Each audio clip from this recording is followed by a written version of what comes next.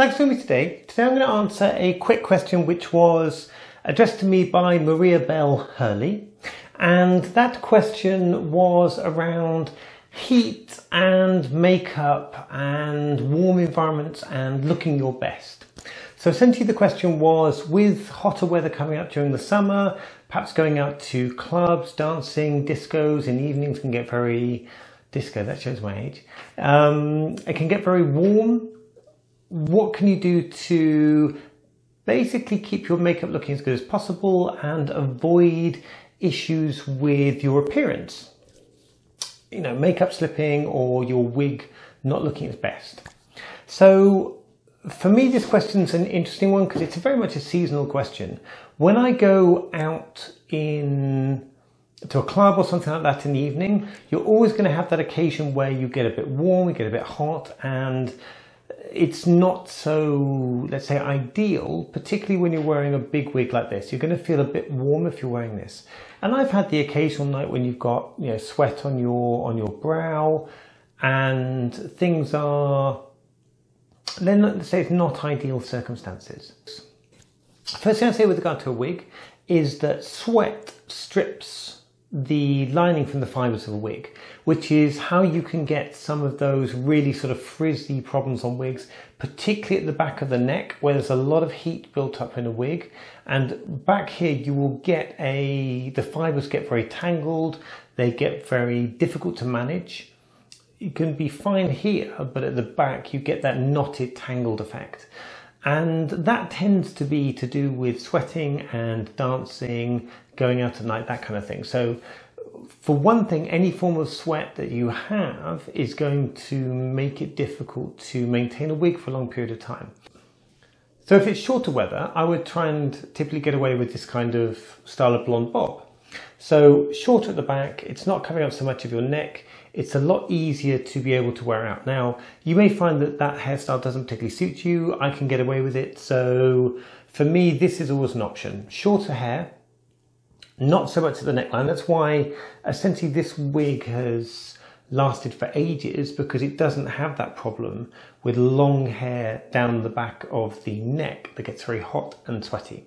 So that's one tip I would say. If you can find a way to do it, shorter hair is a great way to be able to maintain, let's say, an even temperature. If, however, you've got one wig or you particularly like a wig, you know, I love this wig, for example, I'd love to be able to wear it out in the summer, it's going to get hot and you're going to feel hot, and therefore you need to find other ways in which to reduce the pressures of temperature. So for me, there are a couple of interesting things. I tend to sweat more when I'm flustered. So one of the things that I like to be able to do is, in my routine, I do not, in this kind of weather, I do not get dressed straight out of the shower, because if you're hot out of the shower, you need time to cool off, otherwise you can, you know, you'll be trying to apply makeup to a face that's hot and sweaty. So I tend to make sure I've got a long period of time available to me. Rushing, having to be stressed and to rush things, to me is the opposite of the right way to approach this in this kind of summer heat. So I always try and give myself extra time so I don't feel pressured. I don't feel like I'm panicking, I don't feel like I'm rushing, and therefore I'm not so inclined towards stress and, you know, sweating and being, let's say, overwhelmed by circumstance. Let's put it that way. I also find that makeup brands that are oily, they will be hotter on when you wear them. And this is my personal opinion. I find that brands like Kryolan, so this brand of TV paint stick that I use, will withstand sweating better, but feels heavier and hotter when it's on. So conversely, it deals with the circumstances it creates better. Whereas your more typical, for example, this MAC Studio Fix Fluid, which has some SPF 15 in it, which is always useful, This is lighter and it doesn't feel as heavy going onto my face, but it is more vulnerable to running if you're, for example, sweating. So between the two, stands up better, oil-based, more oil-based product, but feels heavy. Lighter, feels more summery, but needs some support in order to keep it going all day long. That's my personal view on these particular products, both of which I find perfectly good for actually achieving the look I want to achieve. This look today was done using the MAC, not the TV paint stick. Now, if you do this, you want to be able to fix your makeup in place, one of the things you can use is a fixing spray. Some people will just use hairspray to do this, and I'm sure that works perfectly well. A while ago, I got this barrier spray. So this is by a company called Mayron, and it's a sealer fixative. The intention of this is basically to set any makeup application. The idea being that you spray it onto your face, 2 or 3 pumps of it's a pump nozzle type one, spray it onto the face, and it helps fix your makeup in place. Now, I find that to be a small help. It's certainly useful if you're going out for a whole night. It's certainly useful if you're wearing anything that's flaky, like glitter on your eyelashes, or eyelids rather. If you're wearing makeup that is prone to movement, like say glitters, powders, etc., then this will help to set them. And I find it makes a little bit of a difference if it's hot and if you're overly sweaty, for example. But it doesn't change the fact that sweat comes from underneath the makeup. And rising underneath the makeup or on the hairline here, it's not going to stop that affecting your look. All you're going to be able to do is dab that down as it comes up. The main thing, like I said, is to try and keep cool.